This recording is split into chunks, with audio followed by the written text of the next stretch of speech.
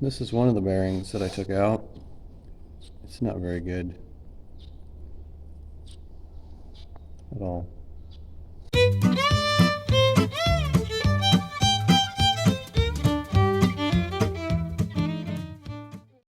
So right now I am replacing bearings on this baler for all the rollers. So this gear here is hiding a roller behind there.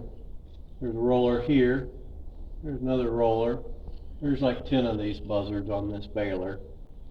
And I have replaced over, I think I'm like at half right now, I guess. So I'm taking the roller out, taking the bearings off, putting new bearings on and putting it in. And you might ask, why are you doing that? Well, because last summer I bought a baler like this, or I was using a baler like this, and nearly caught a hay bale on fire because one of the bearings went out.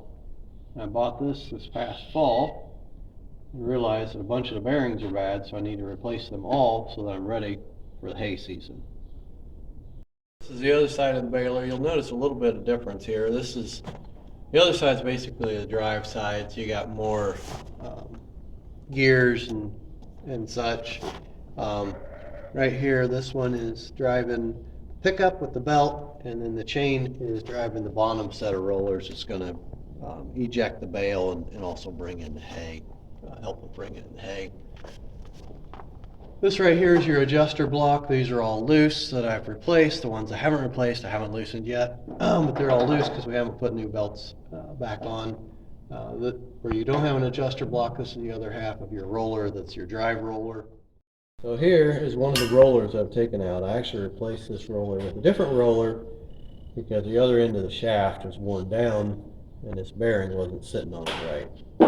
But this is what the roller looks like after it's off and after you beat, pried, and prayed a little bit. This is a bearing that came out of here. And as you can see, doesn't want to move real well. It's got lots of rust on it. And a nick may or may not have been caused by me when I took it out. You never know.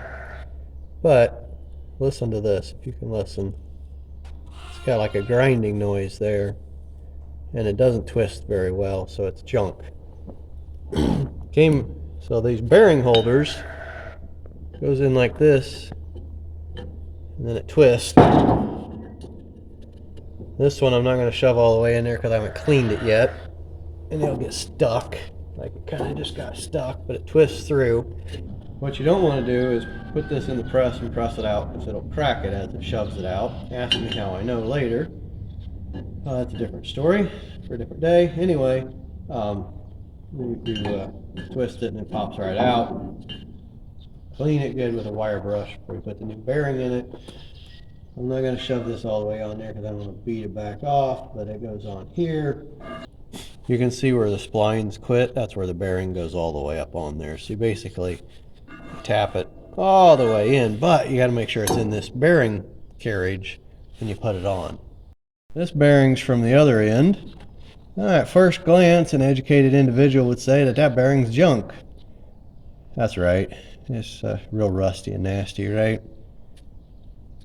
You might be able to hear it. Kind of grinding. These are sealed bearings, by the way, so you can't grease them. So it's dragging and junk. So it came off the other end, so we replaced it too. Different size bearings, as you can tell. Different size bearings, as you can tell. One thing that I learned the hard way is this bearing here. It's a BCA 207F. 207's the size. You can cross-reference it and find all sorts of bearings that will fit. But it's I think they call it cambered. It's got an angle on it. You can tell. This bearing's pretty more flat, but if you just buy one that cross-references to 207F, you'll probably be very sad. Again, ask me how I know. I got 3 or 4 of them over on another pile that I bought thinking they would fit, and destroyed one beating it into this carrier here, and likewise beating it back out when I realized that they're not supposed to be beat in and or beat out with new bearings. They should just drop in and pivot. Learning a lot, right? Learning a lot. So I had to find a special one that's angled. I suppose I could have grinded that down maybe, but didn't want to do that. You want it nice and smooth, so find one that's angled, and that'll make your life a lot easier.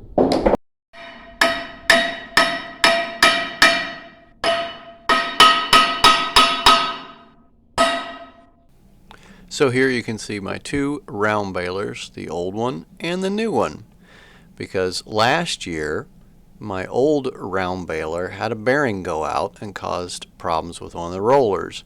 So I ended up buying a second baler for additional parts and proceeded to basically take all of the rollers and belts out of the old baler because I needed them as I was rebuilding the new baler to get it put all together.